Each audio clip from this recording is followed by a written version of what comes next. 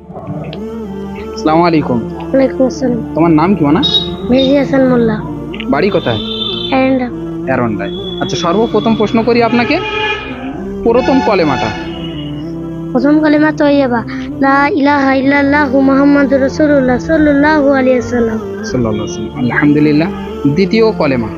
দ্বিতীয় কালিমা শাহাদাত, আশহাদু আল্লা ইলাহা ইল্লাল্লাহ ওয়াহদাহু লা শারীকা লাহু আশহাদু আন্না মুহাম্মাদান আবদুহু ওয়া রাসূলুহু। আলহামদুলিল্লাহ। আচ্ছা, আলিফ থেকে ইয়া পর্যন্ত বলতে পারবে?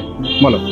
আলিফ, বা, তা, সা, জিম, হা, খা, দাল, জাল, র, জা, সিন, সিন, সাদ, দুয়াত, তই, জই, আইন, গাইন, পা, কাফ, কাফ, লাম, মিম, নুন, ওয়াও, হা, হামজা, ইয়া।